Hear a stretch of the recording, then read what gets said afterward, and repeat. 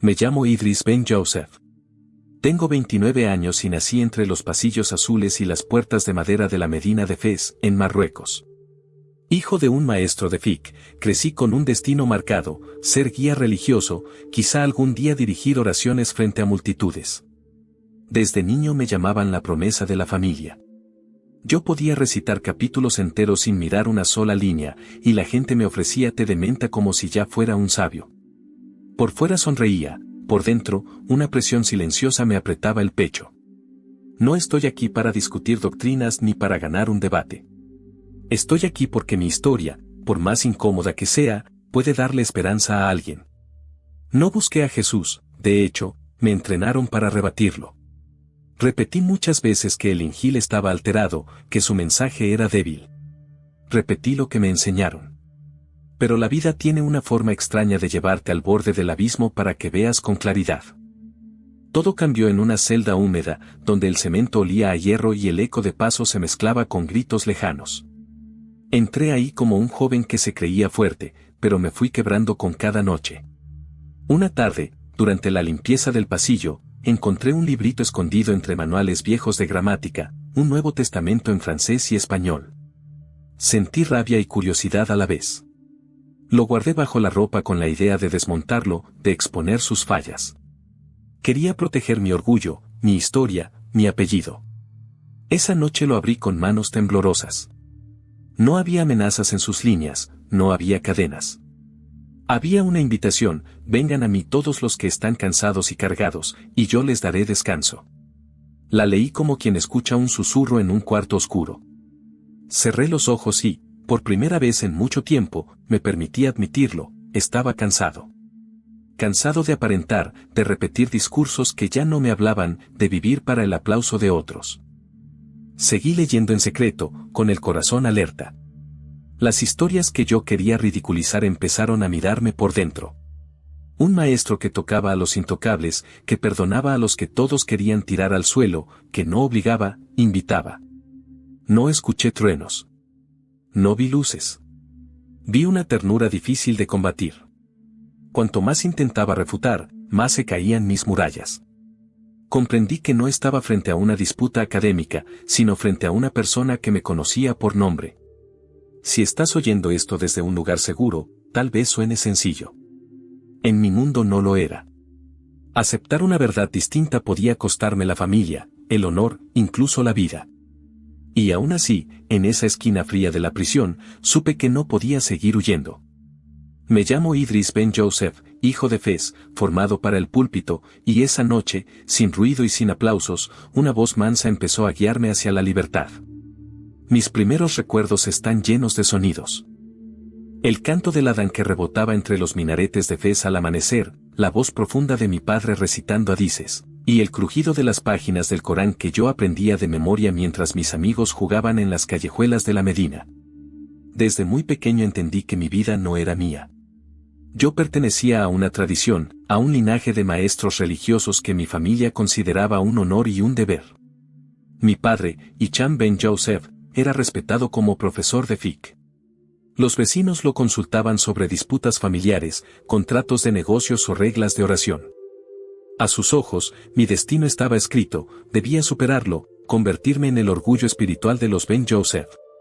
Me repetía: Idris, tú no solo serás un imán, tú guiarás a los que aún no nacieron. Yo tenía apenas 6 años, pero esas palabras se clavaron como un sello en mi identidad. Al principio, todos aplaudían mis progresos. Antes de los 7 años ya podía recitar largas suras sin equivocarme. Los invitados que entraban a nuestra casa me pedían que recitara mientras bebían té con hierbabuena. Ellos sonreían, yo también sonreía, pero por dentro sentía algo distinto, un peso. Cada verso aprendido era un aplauso más, y una carga más. La muerte de mi madre cuando tenía 8 años cambió todo. Ella era el único lugar de ternura en mi mundo. Cuando partió, la casa se llenó de un silencio helado. Mi padre volvió a casarse con Salma, una mujer joven que nunca me aceptó como hijo. No me golpeaba, pero sus palabras eran cuchillos. Tú no eres nada sin el Corán de tu padre, me repetía. Yo empezaba a creerlo. La disciplina en casa era dura. Si me equivocaba en una palabra durante la memorización, el cinturón caía sobre mis hombros. Mi padre decía que era, por amor a Alá, pero yo nunca sentí amor en esos golpes. Sentí miedo. A veces me encerraba en mi cuarto, mirando el techo, preguntándome si Dios me veía llorar o si solo estaba interesado en mis recitaciones perfectas. A los 12 años, ya dirigía pequeñas oraciones en el barrio. La gente me admiraba, mis primos me envidiaban, y mi padre me mostraba como trofeo frente a visitantes. Pero yo me sentía prisionero de una imagen. Era el muchacho modelo en público, pero en secreto escribía poemas en los márgenes de mis cuadernos, poemas de soledad, de preguntas, de rabia. Cuando cumplí 15 años, mi padre me envió a un internado islámico en Rabat para prepararme hacia estudios más altos en universidades de renombre. El lugar era rígido. Despertábamos antes del amanecer, repetíamos versículos durante horas y cada error se castigaba con vergüenza pública. Yo sobresalía, pero mi corazón se iba apagando. Cada vez que escuchaba a los maestros hablar de la misericordia de Dios, me preguntaba, ¿dónde estaba esa misericordia cuando yo temblaba bajo los golpes de mi padre? ¿Dónde estaba cuando mi madrastra me llamaba inútil? Empecé a guardar preguntas en silencio. Nunca las decía en voz alta, porque sabía lo que pasaba con los que dudaban. Algunos compañeros desaparecieron del internado tras insinuar críticas al sistema. Nadie hablaba de ellos después. El miedo era más fuerte que la fe. Yo cumplía con todo. Enseñaba a otros estudiantes más jóvenes, memorizaba sin descanso, hablaba en pequeñas charlas después de las oraciones de viernes. Mi padre recibía cartas de mis instructores diciendo que yo era promesa de Marruecos. Pero dentro de mí la promesa se sentía como una cadena. Recuerdo una noche en el dormitorio del internado.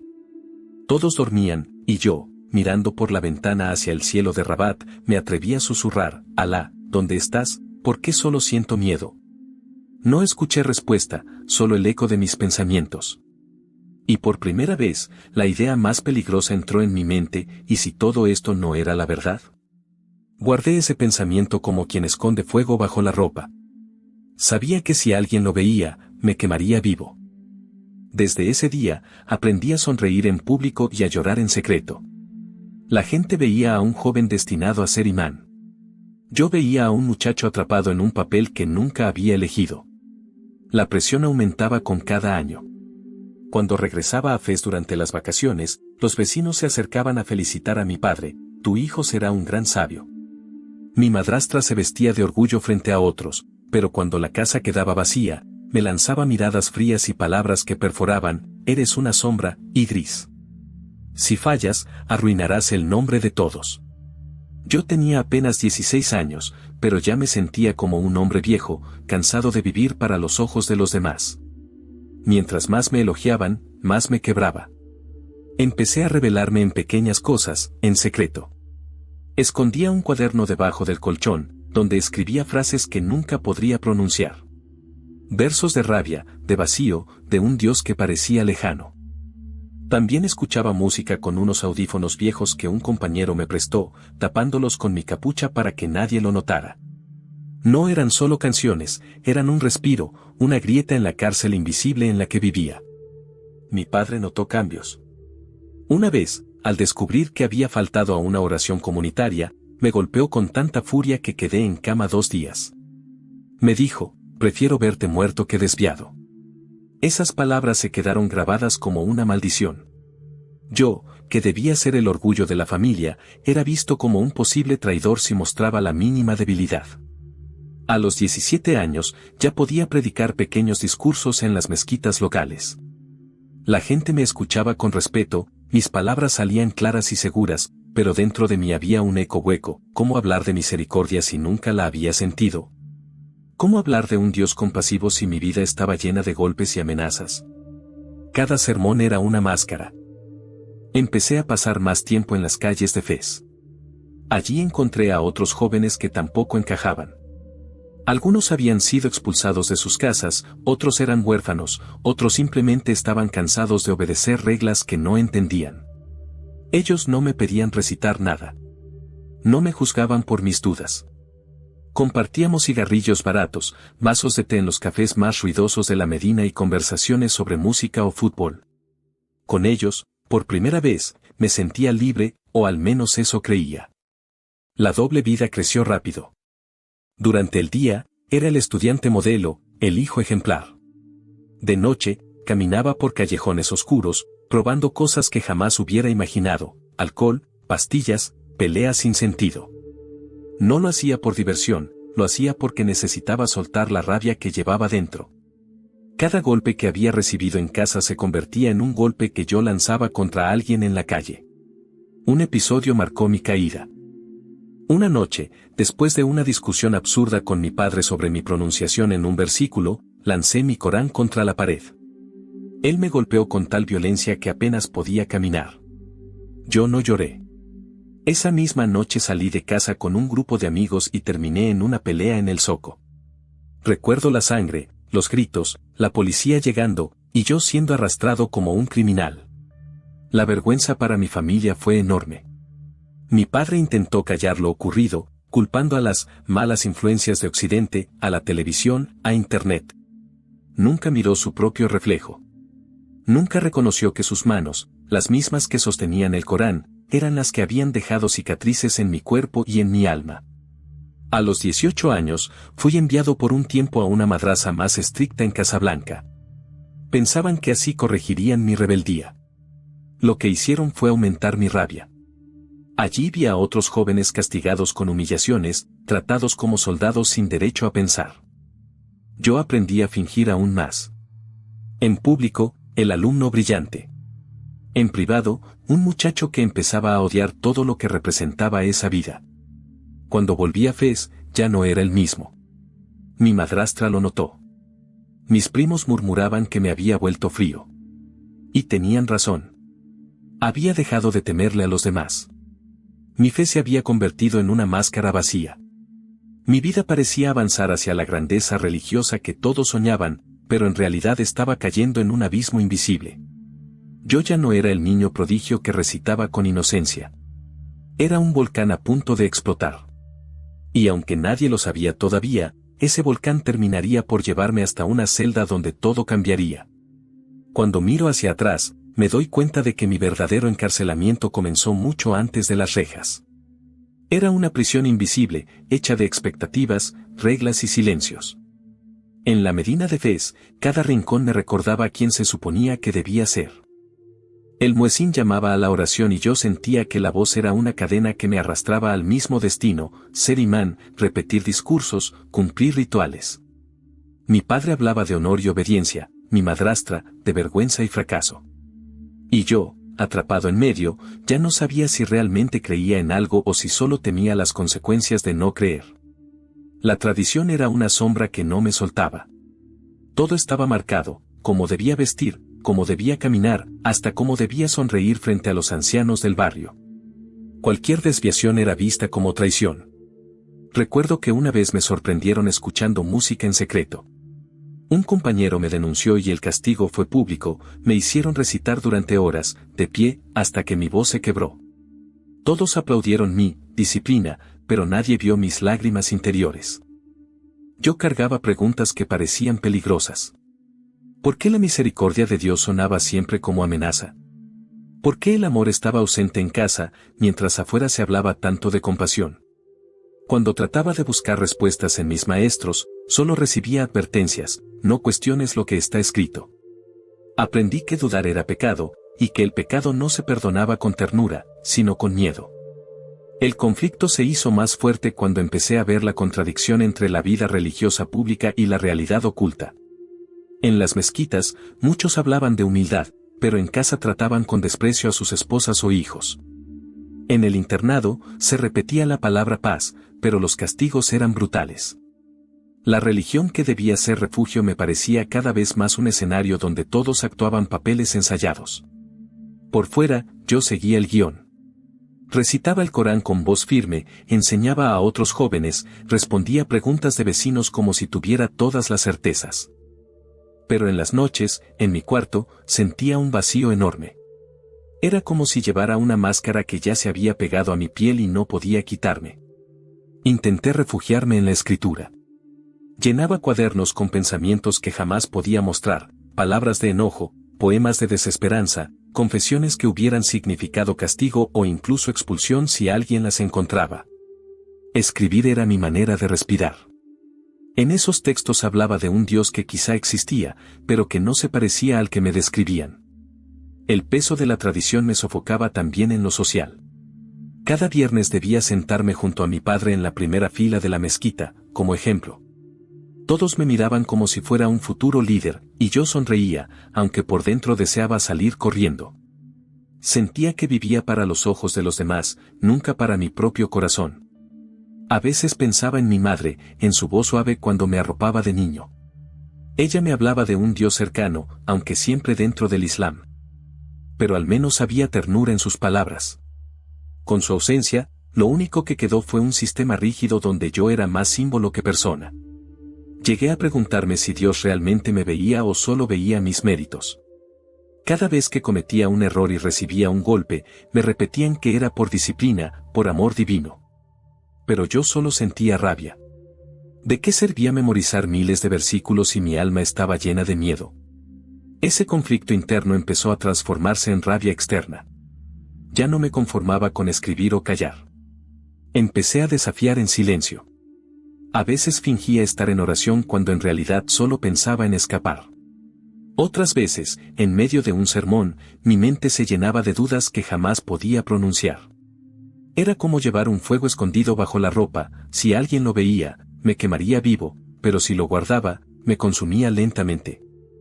En ese tiempo entendí que había dos Idris, el Idris público, hijo ejemplar, estudiante brillante, futuro imán, y el Idris secreto, cansado, vacío, con un corazón que ya no encontraba consuelo en la tradición. Esa división me estaba rompiendo por dentro.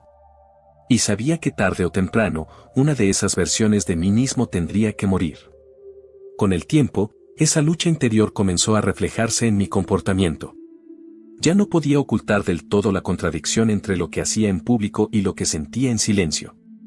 En las madrasas, mis maestros decían que yo tenía un brillo especial, que mi memoria era un don de Dios.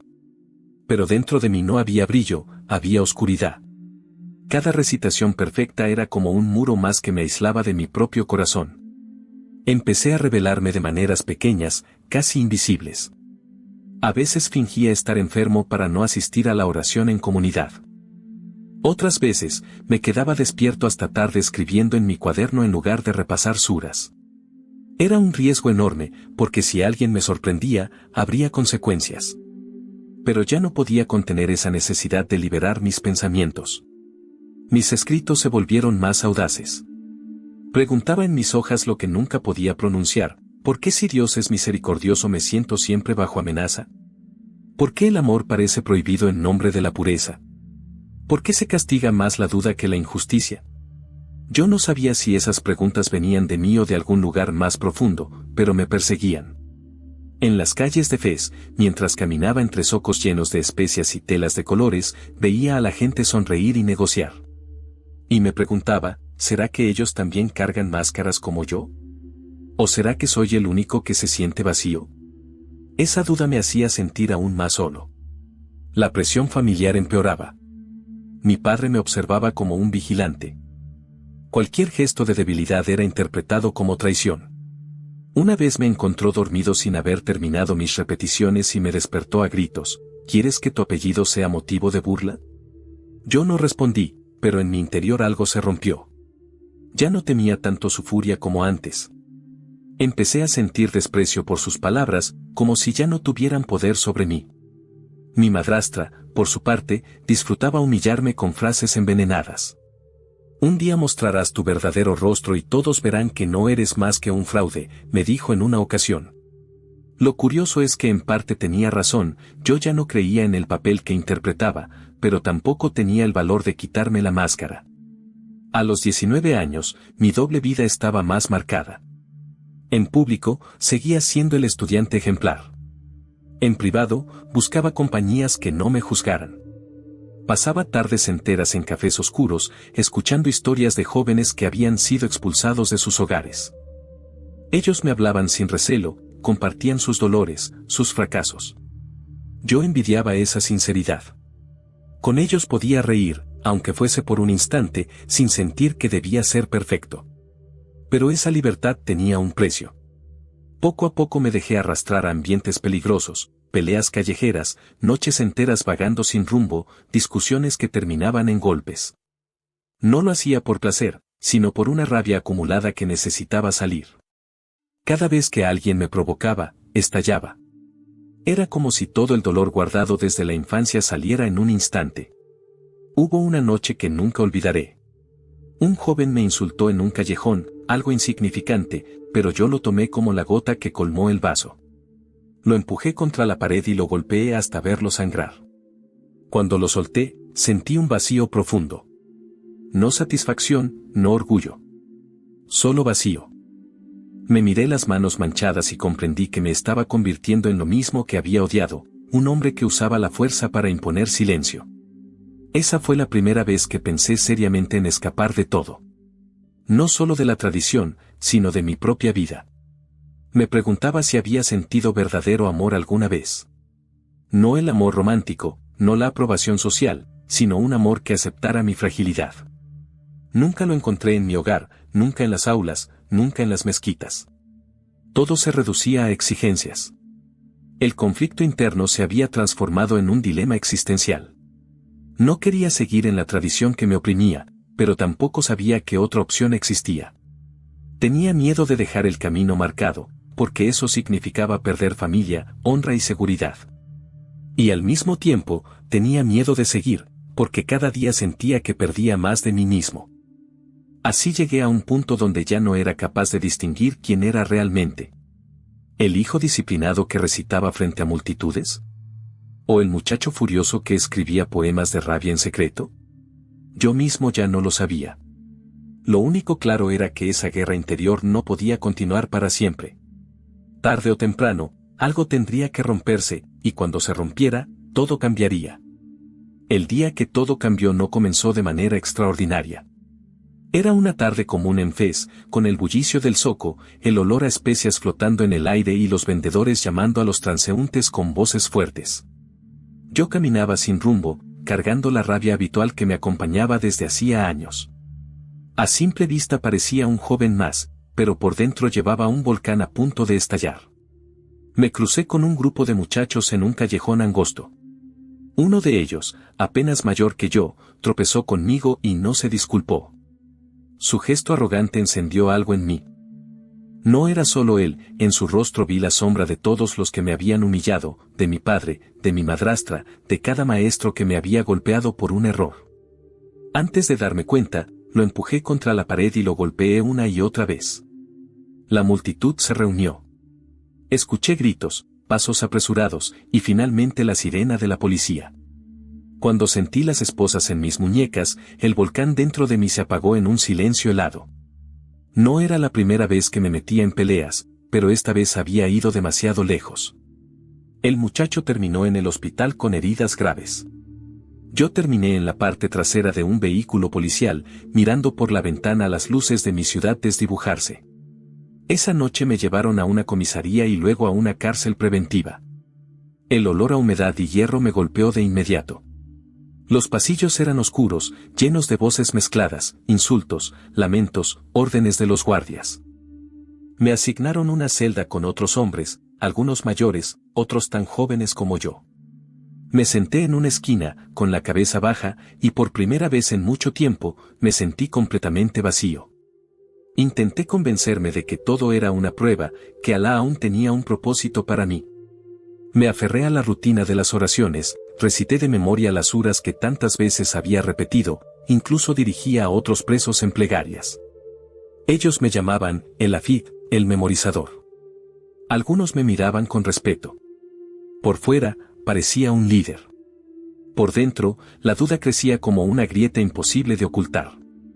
En ese ambiente, la religión estaba en todas partes y en ninguna.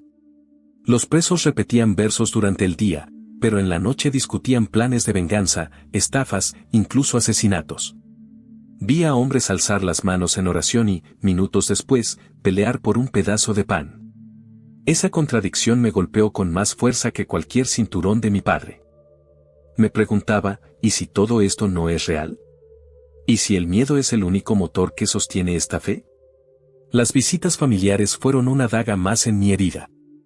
Mi padre vino una sola vez. No me preguntó cómo estaba ni qué sentía. Solo me miró con decepción y dijo, has deshonrado nuestro nombre. Haré lo posible para que pagues con todo el peso de la ley. No hubo abrazo, no hubo compasión.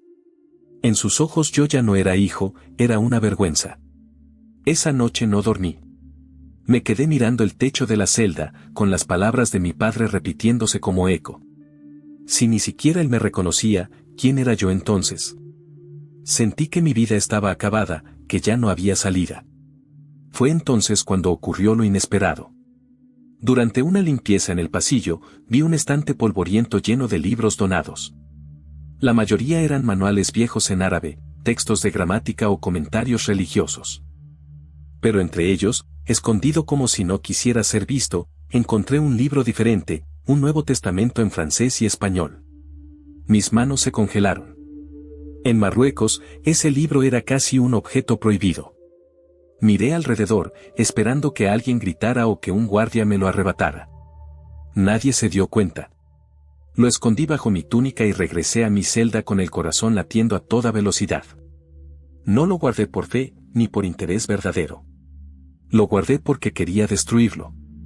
Pensé, voy a leerlo para mostrar sus errores, para confirmar que todo lo que nos dicen es cierto, que los cristianos siguen un libro adulterado. Pero lo que no sabía era que, al abrir esas páginas, no sería yo quien cuestionara al libro, sino el libro quien comenzaría a cuestionarme. Esa primera noche con el libro lo abrí con rabia contenida. Las páginas olían a polvo y a tinta vieja, las letras en francés me obligaban a detenerme, a traducir en mi cabeza. Empecé con la intención de encontrar contradicciones, errores, razones para burlarme de esa fe que veía como rival. Leí la historia de un hombre que caminaba sobre el agua, la parábola del hijo pródigo, frases que hablaban de perdón sin condiciones. Yo lo marcaba mentalmente, aquí hay una debilidad, aquí una exageración. Me preparaba para ridiculizarlo. Pero a medida que pasaban las páginas, algo sutil fue ocurriendo. No fueron los argumentos los que me impactaron, sino lo que las historias producían en mi pecho, una sensación extraña de calma. Leí sobre un maestro que no pedía perfección sino que acogía al cansado. Leí sobre un ladrón perdonado en la cruz, sobre manos sanando y ojos abiertos. No encontré gritos, ni amenazas, encontré gestos de ternura que no esperaba reconocer. Intenté devolverme a la postura crítica. Subrayaba mentalmente pasajes, buscaba incoherencias históricas o teológicas. Pero cuanto más buscaba, menos me consolaban mis certezas. Las palabras empezaron a dialogar con mis heridas, la falta de abrazo materno, las noches de miedo por no saber si el próximo error me costaría otra paliza, los días en que la religión parecía una coraza y no un refugio. Había frases que parecían estar escritas para mi soledad. Una madrugada, sin darme cuenta, me encontré leyendo en voz baja un pasaje que decía, «Venid a mí todos los que estáis trabajados y cargados, y yo os haré descansar». No supe por qué, pero las palabras rebotaron en mi cuerpo como si tocaran una herida antigua. Las lágrimas me sorprendieron, las veía caer en la página como si el papel las aceptara sin juicio. Sentí vergüenza y alivio al mismo tiempo. ¿Cómo era posible que un texto extranjero hiciera más por mi alma que años de recitaciones y sermones? Los días siguientes fueron una guerra silenciosa. Leía a escondidas durante los paseos, entre la hora del patio y el reparto de comida.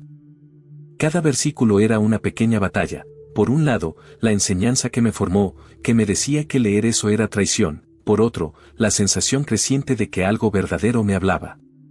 Empecé a cuestionar no por desafío ideológico, sino por hambre de consuelo. Una noche, mientras cerraba el libro, vi un nombre repetido, Jesús. Hasta entonces lo conocía solo como profeta en los textos que estudié, nunca como Salvador ni como hermano. Esa palabra, Jesús, resonó diferente. No traía consigo imposición, sino cercanía. Sentí que por primera vez no tenía que fingir entendimiento. Podía acercarme con mis manos rotas y decir exactamente lo que era, cansancio, miedo, culpa. La transformación no fue instantánea ni dramática con relámpagos, fue una consecuencia de leer con honestidad. Empecé a orar de otra forma, no con fórmulas memorizadas, sino con palabras propias que salían del fondo de la celda. Si eres así como lo dicen aquí, muéstrate, susurraba. No pedía milagros espectaculares, pedía paz. Pedía que alguien escuchara la voz de aquel niño que había aprendido a callar. La tensión aumentó cuando algunos presos comenzaron a notar mi retiro. Dejé de conducir las oraciones con el mismo ardor. Evitaba comentar sobre jurisprudencia o hadices. Eso llamó la atención de quienes me veían como referente espiritual. Surgieron rumores, Idris ya no es el mismo, escuchó de otros libros. En una prisión donde la identidad religiosa define la jerarquía, ese silencio era peligroso. Una tarde, mientras guardaba el libro en el hueco de la tabla que servía de cama, un preso de mirada dura se me acercó y me preguntó con sorna, ¿qué lees, Hafid? Sentí el corazón en la garganta. Por primera vez, la posibilidad de ser descubierto no era solo una amenaza legal, podía costarme la vida entre las rejas. Aún así, cuando nos dejaron solos, no pude negar lo que había encontrado. No era una defensa intelectual, era una experiencia. Y esa honestidad encendió algo que ya no podía apagar. Sabía que, si alguien lo supiera fuera, las consecuencias serían inimaginables, deshonra para mi familia, castigo legal, tal vez peor. Sin embargo, en aquel rincón, entre el ruido de pasos metálicos y el olor a limpieza barata, un proceso había comenzado que no dependía solo de mi voluntad. Había una semilla plantada en el corazón, pequeña, frágil, que empezaba a crecer y que, a pesar del peligro, reclamaba la vida. La semilla había sido plantada, pero con ella llegó también el peligro. En una prisión, los rumores son como fuego en un campo seco, basta una chispa para que se extiendan sin control. Mis silencios en las oraciones, mi negativa a responder con la misma vehemencia de antes y el hecho de pasar más tiempo a solas comenzaron a despertar sospechas. Unos presos me miraban con respeto todavía, otros con recelo. Uno de ellos, con quien solía compartir la alfombra de oración, me confrontó una noche, Idris, antes eras fuerte en la fe, ¿qué te pasa? Respondí con evasivas, estoy cansado, necesito tiempo. Pero mis palabras no convencieron a nadie. En ese ambiente, el cansancio no era excusa. Los primeros ataques no fueron físicos, sino verbales. Susurros en los pasillos, está desviándose, lee cosas prohibidas. Cada murmullo era un golpe a mi seguridad. El miedo me acompañaba en cada paso, no miedo a morir, sino a ser descubierto como traidor de una identidad que se suponía era inquebrantable. Un día, durante la revisión rutinaria de los guardias, casi pierdo el libro. Lo había escondido bajo el colchón, envuelto en hojas de cuadernos viejos. El guardia levantó la cama, sacudió las tablas, pero no notó el paquete. Ese instante me dejó sudando frío. Entendí que estaba viviendo en una cuerda floja, bastaba un descuido para que todo terminara. Los insultos empezaron a subir de tono. Alguien me llamó Murtad, apóstata, en voz baja mientras pasaba frente a mi celda. Esa palabra, en un lugar como ese, equivalía a una sentencia de muerte. Desde entonces, mis noches dejaron de ser solo de lectura secreta, se convirtieron en noches de vigilia, esperando el momento en que alguien decidiera castigarme por traicionar a la fe. El miedo se hizo realidad una noche de invierno. Me dirigí al baño cuando sentí pasos detrás de mí. 3 hombres me rodearon en un pasillo oscuro. Uno de ellos me empujó contra la pared y susurró, si es cierto lo que dicen, no mereces vivir. Sentí un puñal rozar mi costado. Logré zafarme, gritar, y los guardias llegaron a tiempo. Pero ese roce de metal en mi piel me dejó claro que no había lugar seguro. Después del incidente, los funcionarios decidieron moverme a otro bloque por protección. Pero la protección era relativa. En el nuevo bloque, las preguntas fueron más directas. Uno de los líderes de celda me llamó y me interrogó, dicen que ya no crees, ¿es cierto? Mis labios se movieron para negar, pero el corazón me traicionó, guardé silencio demasiado tiempo antes de responder. Esa vacilación bastó para alimentar más sospechas. Las tensiones no quedaron solo entre rejas. De alguna manera, las noticias llegaron a mi familia. En una visita, vi a mi padre a través del vidrio. No había compasión en su mirada, solo furia. Me dijo con voz seca, has escupido sobre nuestro nombre. Voy a hacer todo lo posible para que nunca salgas de aquí. Aquellas palabras no eran solo amenaza paterna, eran sentencia. Mi padre tenía contactos con jueces y religiosos influyentes. Su objetivo no era rehabilitarme, sino destruirme para borrar la vergüenza. Esa noche, mi oración cambió. Ya no le pedí a Dios fuerzas para aparentar. Le pedí protección, aunque aún no estaba listo para llamarlo por otro nombre que no fuera el que me habían enseñado. En lo profundo, sin embargo, la voz de Jesús que había leído en el libro seguía resonando: no tengas miedo. La persecución se volvió parte de mi rutina. A veces me lanzaban comida al suelo para humillarme. Otras, me empujaban en los pasillos. Aprendí a caminar con la espalda contra la pared, como un animal acorralado. El único lugar donde encontraba un respiro era en esas páginas escondidas que seguía leyendo de madrugada. Allí, entre muros fríos y miradas de odio, encontraba palabras que me daban un poco de calor.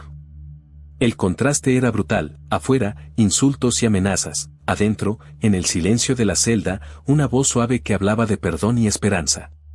Yo no entendía cómo podía convivir esa violencia con esa paz, pero lo cierto es que ambas me estaban moldeando. El conflicto externo solo hacía más urgente la decisión que tarde o temprano tendría que tomar: permanecer en la tradición que me asfixiaba o seguir esa voz que me ofrecía libertad, aunque pudiera costarme la vida. El peligro no se quedó en susurros o amenazas veladas. La tensión llegó a un punto de quiebre una noche en que la prisión estaba más ruidosa de lo normal. Había discusiones entre bloques, pasos de guardias corriendo de un lado a otro. En medio de ese caos, un grupo de presos aprovechó para acercarse a mí. Yo caminaba hacia el baño cuando sentí un golpe seco en la espalda. Otro me jaló de la túnica y me tiró al suelo. Escuché voces furiosas: apóstata, traidor de Alá. Sentí cuchilladas rápidas, una en el costado y otra muy cerca del corazón. El dolor fue tan intenso que por un momento pensé que ahí terminaría mi vida. Mientras mi vista se nublaba, escuché dentro de mí una oración que no había planeado: Jesús, si me llevas ahora, no me sueltes. No era una repetición memorizada, era un grito de mi alma. Los guardias llegaron justo a tiempo. Me levantaron sangrando y me llevaron a la enfermería. El doctor me dijo después que una de las heridas había quedado a apenas centímetros de un órgano vital. Si el cuchillo hubiera entrado más profundo, no estaría contando esto. Pasé semanas en recuperación, aislado para mi seguridad. Cada vez que miraba la cicatriz cerca de mi corazón, no la veía como un recordatorio de odio, sino como señal de que había sido protegido. No podía explicarlo de otra manera. Yo sabía que alguien había cuidado de mí esa noche. La noticia del ataque se filtró hacia afuera, y pronto mi familia se enteró. Esperaba al menos una palabra de preocupación. Pero cuando mi padre vino a verme, lo hizo con el mismo rostro de dureza. No preguntó por mis heridas. Solo dijo: nos has deshonrado más de lo que imaginé. Voy a asegurarme de que pagues como corresponde a un blasfemo. Aquellas palabras me dolieron más que el cuchillo. Su rechazo era completo: yo ya no era hijo, sino enemigo. Poco después, me citaron a una audiencia especial dentro de la prisión. 3 jueces de Sharia me interrogaron. Querían confirmar si los rumores eran ciertos. Me preguntaron: ¿has abandonado el Islam? El aire se me cortó. Sabía que una palabra equivocada podía significar cadena perpetua o incluso pena de muerte. Aún así, sentí paz en mi interior. Con voz tranquila dije: he encontrado paz en las palabras de Jesús.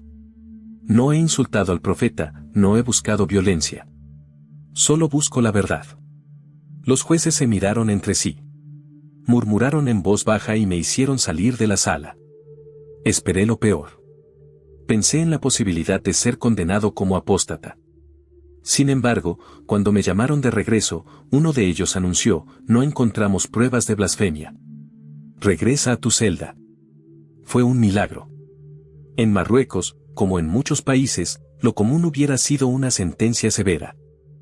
Ese día entendí que alguien más estaba escribiendo mi historia. Desde entonces, ya no pude esconder más el cambio que se gestaba dentro de mí.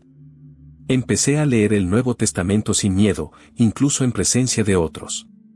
Algunos presos me insultaban, otros me evitaban, y unos pocos se acercaban con curiosidad. Uno de ellos, llamado Rami, me preguntó una noche en voz baja, ¿de verdad sigues a ese Jesús? Yo no traté de convencerlo con argumentos. Solo respondí, él me dio paz cuando nadie más lo hizo. Las amenazas no desaparecieron. Varias veces sentí miradas llenas de odio, comentarios susurrados que hablaban de venganza. Pero después de sobrevivir al ataque y a la audiencia, ya no tenía el mismo miedo. La persecución que buscaba quebrarme terminó fortaleciendo lo que había descubierto en esas páginas. En ese ambiente hostil, donde cada día podía ser el último, entendí algo: la fe que nace de la tradición se derrumba con el miedo, pero la fe que nace del encuentro verdadero se sostiene incluso entre cuchillos y juicios. Y yo ya no podía volver atrás. Aunque el mundo me señalara como traidor, dentro de mí sabía que había encontrado la verdad. Esa certeza se convirtió en mi refugio. No tenía aún todas las respuestas, pero tenía algo más poderoso: la convicción de que no estaba solo. Y esa convicción fue la que me permitió resistir el odio, la violencia y la traición de aquellos que alguna vez me llamaron hermano. Hasta ese momento, mi vida era una lucha entre el miedo y la duda. Pero el verdadero giro comenzó una madrugada, cuando decidí leer el Nuevo Testamento de principio a fin. No quería dejar cabos sueltos. Pensé, si es falso, lo descubriré al leerlo completo; si es verdadero, no podré ignorarlo. Me encerré en mi celda con el libro escondido bajo la manta. Pasé horas, luego días, recorriendo cada página. No fue lectura académica, ni análisis teológico. Era hambre. Me sorprendía a mí mismo temblando mientras avanzaba, como si cada palabra desarmara un muro que yo mismo había construido. Cuando llegué a los Evangelios, sentí que estaba frente a un espejo. Leí sobre un hombre que tocaba a los marginados, que perdonaba a quienes todos querían condenar. Leí su voz en frases como: el que esté cansado y cargado, venga a mí y yo le daré descanso. Esa línea la repetí una y otra vez, hasta que las lágrimas humedecieron las páginas. No era una orden, era una invitación. No era amenaza, era ternura. Lo más impactante no fue lo que aprendí, sino lo que sentí. Por primera vez en mi vida religiosa, no me pedían perfección. Nadie me golpeaba por un error, nadie me humillaba por una duda. Encontré un mensaje que me decía que incluso en mi fragilidad, yo era visto, conocido y amado. Intenté volver al Corán, con la esperanza de recuperar la certeza que me habían inculcado desde niño. Pero mis ojos se detenían en frases de castigo, en advertencias de fuego y condena. No me daban paz, me devolvían al mismo miedo que había marcado mi infancia. En contraste, las palabras de Jesús eran claras, sencillas, directas al corazón. No necesitaba un maestro que me explicara largas cadenas de interpretaciones. Era como si alguien me hablara cara a cara. Recuerdo con nitidez el momento en que leí: yo soy el camino, la verdad y la vida. Nadie viene al Padre si no es por mí. Esa frase no la pude apartar de mi mente. Escribí esas palabras en un pedazo de papel y las guardé en mi ropa, como un tesoro secreto. Cada vez que el miedo volvía, las repetía. No era una filosofía, era una puerta abierta. La lucha dentro de mí se intensificó. Por un lado, la voz de la tradición gritaba: esto es traición, esto te costará la vida. Por otro, la voz suave de Jesús susurraba: no temas, yo estoy contigo. Dormía poco. Pasaba las noches leyendo, orando en silencio, probando palabras nuevas como si fueran prohibidas: Jesús, muéstrame quién eres de verdad. Una madrugada, después de terminar el libro de Juan, cerré el Nuevo Testamento y quedé en silencio. La prisión estaba oscura, solo se oían pasos lejanos y el eco de algún grito. Pero en mi celda, había calma. Me arrodillé junto a mi cama de cemento, y sin saber cómo, susurré: Jesús, creo en ti. Te acepto. Eres mi Salvador. No hubo luces, ni truenos, ni voces audibles. Lo que hubo fue paz. Una paz que jamás había experimentado en años de recitación y disciplina. No era la ausencia de ruido, era la presencia de algo nuevo dentro de mí. Sentí como si alguien hubiera apagado un fuego de miedo y encendido una llama de esperanza. Me levanté de aquella oración con una certeza: mi vida ya no me pertenecía. No importaba el costo, no podía negar lo que había encontrado. Esa madrugada, sin testigos ni ceremonias, comenzó mi verdadera libertad en medio de las rejas. Después de esa madrugada, ya no podía vivir igual. Aunque seguía dentro de los muros de la prisión, me sentía libre por dentro. La paz que experimenté no era algo que podía guardar en silencio para siempre. Y justamente ese cambio interior comenzó a hacerse evidente para los demás. Dejé de dirigir las oraciones colectivas. Cuando los demás presos me pedían que liderara, yo respondía con excusas: no me siento bien, necesito descansar. Al principio me creyeron, pero con el tiempo notaron que algo había cambiado. Ya no discutía sobre hadices, ya no corregía pronunciaciones del Corán. Mi boca callaba, pero mi corazón ardía con un mensaje distinto. El rumor creció. En las prisiones, las palabras vuelan más rápido que los pasos. Empezaron a señalarme como traidor. Algunos me escupían al pasar, otros me insultaban abiertamente. Sin embargo, mi reacción sorprendió incluso a mí, no devolvía el odio. Por dentro, escuchaba esa voz suave que me recordaba: ama a tus enemigos, ora por quienes te persiguen. Un grupo de prisioneros planeó atacarme de nuevo. Esta vez, los guardias me trasladaron a un bloque más aislado. Pensé que ahí estaría a salvo, pero incluso en ese aislamiento llegaban los ecos de mi traición. Mi padre, al enterarse de mi conversión, movió influencias para que se me abriera un proceso por apostasía. Yo sabía lo que eso significaba: podía ser condenado a muerte legalmente. El día de la audiencia llegó. 3 jueces de Sharia me interrogaron. Sus preguntas eran directas: ¿has dejado el Islam? ¿Crees en ese libro prohibido? ¿Aceptas a Jesús como hijo de Dios? Cada una de esas frases era como una daga. Yo temblaba, pero no de miedo, sino de reverencia. Sabía que estaba frente a la decisión más grande de mi vida. Con voz firme, respondí: sí, he encontrado la paz en Jesús. No he insultado al profeta ni a nadie, pero ya no puedo negar lo que él hizo en mí. Hubo un silencio largo. Los jueces murmuraron entre sí. Yo preparé mi corazón para escuchar la sentencia de muerte. Pero lo inesperado ocurrió: dijeron que no había pruebas suficientes de blasfemia. Me devolvieron a mi celda sin más cargos. Caí de rodillas, con lágrimas corriendo por mi rostro. No era una absolución común, era un milagro. En un país donde la apostasía rara vez queda sin castigo, yo había sido librado. Supe que no estaba solo en esa sala: alguien había hablado por mí, alguien que ya me había prometido estar conmigo hasta el fin. Desde ese día, dejé de esconderme. Empecé a leer el Nuevo Testamento abiertamente, aún sabiendo las consecuencias. Algunos presos me golpearon, otros me amenazaron, pero algunos comenzaron a acercarse en secreto.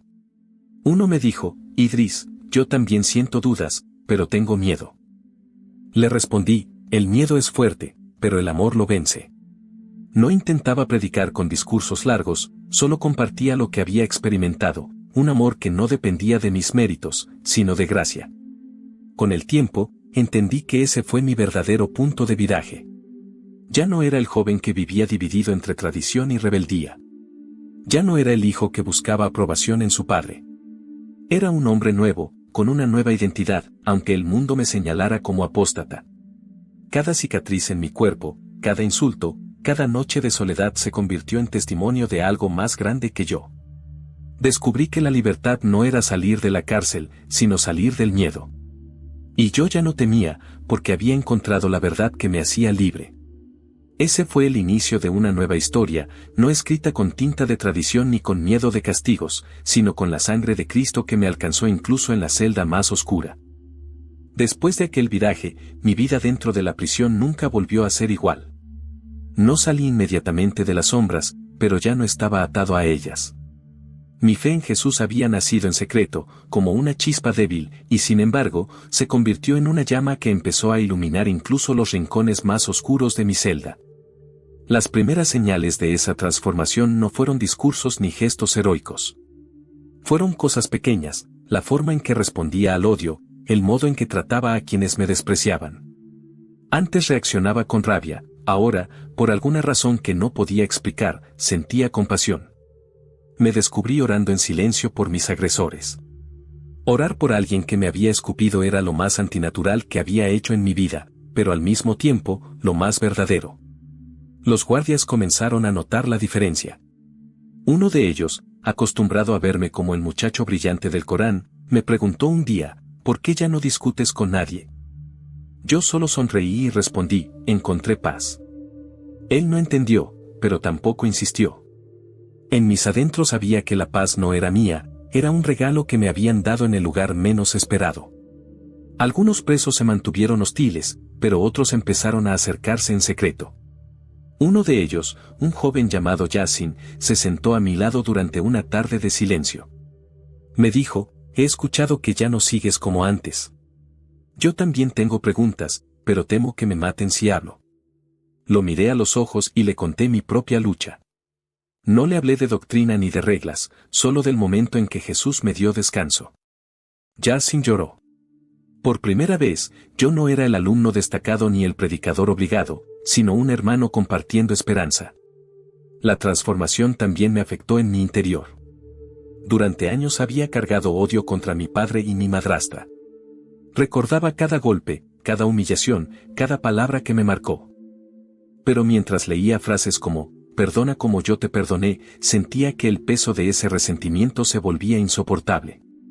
Una noche, llorando en silencio, dije, Jesús, yo no puedo perdonar, pero si tú vives en mí, enséñame. Esa oración abrió una grieta en mi dureza. No lo logré de inmediato, pero poco a poco empecé a soltar el veneno que había cargado tanto tiempo. El cambio se reflejó incluso en cómo veía mis cicatrices. Antes, cada marca en mi cuerpo era motivo de vergüenza. Ahora, al mirar la cicatriz cerca de mi corazón, recordaba no la violencia, sino la protección divina. Lo que debía ser símbolo de derrota se convirtió en testimonio de vida. Comencé a escribir cartas que nunca envié. Cartas a mi padre, a mi madrastra, a mí mismo de niño. En ellas, derramaba todo lo que había guardado, el dolor, el rencor, pero también un perdón que empezaba a florecer. Era como limpiar una herida vieja para que finalmente sanara. A medida que pasaban los meses, ya no temía tanto los rumores ni los insultos. Sabía que mi vida corría peligro en cada esquina, pero también sabía que no estaba solo. Jesús estaba conmigo en cada paso. Y esa convicción me daba fuerzas para sonreír incluso cuando el ambiente era hostil. Un día, mientras compartía un pedazo de pan con Rami, otro preso que también buscaba respuestas, me di cuenta de algo, yo, que había llegado a esa celda como un volcán de rabia, ahora me había convertido en alguien que daba consuelo. No por mérito propio, sino porque el amor que me alcanzó estaba empezando a fluir hacia otros. Ese fue el primer fruto de mi transformación, descubrir que mi fe no era solo un refugio personal, sino una fuente que podía saciar la sed de otros. Incluso en una prisión, incluso entre enemigos, el Evangelio estaba dando vida. Mi proceso de cambio no fue rápido ni sencillo. La prisión seguía siendo un lugar hostil, lleno de sospechas, gritos y violencia. Pero dentro de mí, la voz de Jesús se volvía más clara cada día. Y esa voz empezó a guiar mis pasos, incluso en lo pequeño. Ya no buscaba demostrar nada. Durante años mi vida había sido un escaparate, recitar perfecto, aparentar fortaleza, ser el orgullo de un apellido. Ahora, lo único que quería era ser verdadero. Empecé a hablar menos y a escuchar más. Algunos presos venían a mí no porque yo tuviera respuestas brillantes, sino porque sabían que podían hablar sin miedo. Yo los escuchaba en silencio, y cuando me pedían consejo, compartía lo único que realmente tenía, la paz que había encontrado en Cristo. Con Rami, por ejemplo, nuestras conversaciones se convirtieron en un oasis. Él también había sido marcado por la dureza de la religión y la decepción de su familia. Una noche me preguntó, ¿por qué arriesgas tu vida por un hombre? Cerré los ojos y respondí, porque ese nombre me dio vida cuando yo ya estaba muerto por dentro. No sé si entendió del todo, pero vi lágrimas en sus ojos. Fue en ese instante que supe que mi testimonio, aunque frágil, tenía un propósito más grande que mi seguridad. La transformación también se reflejaba en cómo enfrentaba a mis enemigos. Antes, cualquier insulto me habría hecho estallar en furia. Ahora, cuando me llamaban apóstata o traidor, yo respondía con calma. No era cobardía, era una certeza nueva que me sostenía. Algunos presos se desconcertaban al no obtener de mí la reacción que esperaban. Esa calma se convirtió en un escudo más fuerte que cualquier golpe. Incluso los guardias notaron el cambio. Uno de ellos, un hombre endurecido por años de trabajo en la prisión, me dijo un día en voz baja: «Tú eres diferente. No como los demás, ¿qué te pasó?». No pude hablar abiertamente, pero solo le respondí: «Encontré la paz donde menos la esperaba». Él me miró sin decir nada más, pero su expresión revelaba que mis palabras habían sembrado algo. El mayor fruto, sin embargo, fue interior, el perdón. Durante mucho tiempo cargué un odio profundo hacia mi padre. Soñaba con enfrentarlo, con reprocharle cada golpe, cada palabra que me hirió. Pero mientras más leía a Jesús, más entendía que no podía avanzar con ese peso. Una noche, arrodillado en mi celda, escribí una carta que nunca envié. En ella decía: «Padre, me lastimaste más de lo que puedes imaginar. Pero te perdono. No porque lo merezcas, sino porque yo también fui perdonado». Cuando terminé de escribir, sentí como si una carga invisible hubiera caído de mis hombros. Ese acto de perdón no cambió la actitud de mi padre, pero sí cambió la mía. Ya no lo veía como el enemigo que debía destruirme, sino como un hombre roto, prisionero también de su propio sistema. Ese cambio interior me dio una libertad más grande que cualquier liberación física. Los primeros frutos de mi fe no fueron milagros espectaculares, sino la reconstrucción de mi corazón. El odio cedió a la compasión. La rabia se transformó en calma. La soledad se llenó de propósito. Y poco a poco, esas pequeñas semillas comenzaron a tocar a quienes estaban alrededor. Al salir de la prisión, con las cicatrices aún frescas y la incertidumbre del exilio, yo ya no era el mismo. Había entrado como un muchacho rabioso, preparado para ser un imán y cargado de resentimiento. Salí como un seguidor de Jesús, sin títulos, sin honores, pero con una paz que nadie podía quitarme. Entendí que esa era la verdadera victoria, no cambiar las circunstancias, sino ser cambiado yo por dentro. Y esa transformación fue el primer fruto de una historia que apenas estaba comenzando. El día de mi liberación llegó de manera extraña. No hubo abrazos, ni aplausos, ni nadie esperándome afuera. Un guardia simplemente me entregó un sobre con un sello oficial. Decía que quedaba libre de la prisión, pero con una condición: estaba desterrado de mi propio país. No podía volver jamás. Me quedé de pie frente a la puerta de hierro, con el sol golpeando mi rostro por primera vez en años. Libre, pero sin hogar.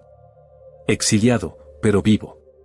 Dentro del sobre había una orden que me declaraba peligro para la unidad religiosa. Para el gobierno, mi peor crimen no había sido la pelea en la calle, sino haber dejado el Islam. Ese momento, que debía llenarme de desesperanza, fue en realidad el inicio de una nueva vida. Porque aunque me habían quitado mi tierra, había encontrado un nuevo hogar en Cristo. Y sabía que Él abriría caminos donde yo no veía salida. Con la ayuda de un compañero de prisión, logré cruzar hacia Egipto con documentos prestados. El primer día en El Cairo, caminé entre el ruido del tráfico, los vendedores ambulantes y el aroma del pan recién horneado. Cada sonido, cada olor, me recordaba que estaba vivo por gracia. Pero también me recordaba que mi futuro era incierto. Encontré refugio en una pequeña iglesia escondida en un barrio humilde. El pastor, un hombre con mirada bondadosa, escuchó toda mi historia sin interrumpir. Cuando terminé, me dijo: «Hermano, Jesús ya comenzó en ti una obra nueva. Ahora déjalo completarla». Una semana después, en una bañera improvisada, fui bautizado. El agua era tibia, pero lo que sentí en mi corazón fue fuego, fuego de limpieza, de renacer, de ser llamado por un nombre nuevo. Ese día dejé atrás mi identidad anterior. Ya no era el hijo del imán, ya no era el muchacho destinado a la mezquita, ya no era el preso rabioso. Elegí un nombre nuevo: Elías. Como el profeta que se enfrentó a la mentira y proclamó la verdad, yo quería vivir para anunciar al Dios que me había encontrado en la oscuridad. La vida en Egipto no fue fácil. Mi familia me maldijo desde la distancia, mis primos me llamaron traidor, mi padre prometió que algún día pagaría por mi deshonra. Pero dentro de la iglesia encontré una familia nueva, hombres y mujeres que me abrazaron como hermano, que lloraron conmigo, que oraron por mí cuando las pesadillas del pasado me perseguían. Fue ahí donde entendí que Jesús no solo me había salvado del juicio eterno, sino también del veneno del odio. comencé a perdonar de verdad. Escribí otra carta que nunca envié, esta vez a mi padre, diciéndole, te perdono, aunque no lo pidas.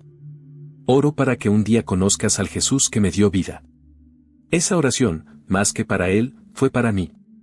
Porque perdonar fue la llave que abrió mi sanidad interior. Con el tiempo, empecé a servir en un ministerio que ayudaba a otros refugiados y a nuevos creyentes perseguidos. Escuchaba sus historias de miedo, rechazo y dolor, y les compartía la mía.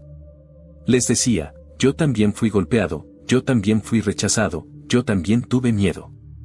Pero conocí a Jesús, y Él cambió todo. No me convertí en predicador de multitudes ni en líder famoso. Mi llamado fue más sencillo, pero profundo: caminar junto a los heridos, escuchar, orar, mostrar con mi vida que la fe verdadera no se impone con miedo, sino que se ofrece con amor. Con los años, viajé por Jordania, Líbano y Siria, siempre en silencio, siempre con cuidado, compartiendo la esperanza con quienes estaban listos para escuchar. Nunca usé mi verdadero nombre, nunca busqué reconocimiento. Solo quería que otros probaran la paz que yo había encontrado en una celda de prisión. Hoy, al mirar atrás, veo cómo cada herida, cada lágrima, cada traición fue usada por Dios para formar el hombre que soy. No cambiaría nada. Porque fue en medio de la prisión donde encontré la verdadera libertad. Fue en el rechazo de mi padre donde conocí el amor de un Padre eterno. Fue en el filo de un cuchillo donde entendí que mi vida estaba en manos más fuertes que la muerte. A ti que escuchas mi historia, no importa tu religión, tu cultura o tu pasado, quiero decirte algo con todo mi corazón. Jesús está vivo. Él no viene a exigirte perfección, viene a darte descanso. No viene a encadenarte con miedo, viene a liberarte con amor. Yo lo busqué para desafiarlo, y terminé siendo transformado por él. Tal vez tú también llevas años repitiendo rezos sin sentir nada. Tal vez cargas con culpas que nadie conoce. Tal vez fuiste herido en nombre de la religión. Si es así, te entiendo, porque yo estuve ahí. Pero quiero invitarte, no tengas miedo de hacer la pregunta más peligrosa y más liberadora: ¿quién es Jesús en verdad? No te quedes con lo que otros dicen. No te conformes con rumores. Abre los evangelios y lee sus palabras tú mismo. Yo lo hice con la intención de destruirlas, y ellas me reconstruyeron. Si esta historia tocó tu corazón, quiero animarte a dar un paso: abre tu vida a Jesús. Dile con tus propias palabras: si eres real, muéstrame. Él no teme a tus dudas, Él no rechaza tus heridas. Él está cerca, esperando que lo busques. Y si ya eres creyente, quiero rogarte algo: no tomes tu fe a la ligera. No dejes que el confort adormezca tu pasión. Hay hombres y mujeres en prisiones, en aldeas escondidas, en países cerrados, que arriesgan su vida por tener un solo versículo de la Biblia. Tú que tienes el privilegio de leerla libremente, no la dejes empolvarse. Vívela, compártela, guárdala en tu corazón. Yo, que alguna vez fui preparado para ser imán y líder religioso, hoy soy simplemente un siervo en el viñedo del Maestro. Y lo único que quiero es que tú también experimentes la libertad que yo encontré. Porque créeme, vale la pena perderlo todo, cuando lo que recibes a cambio es a Cristo mismo.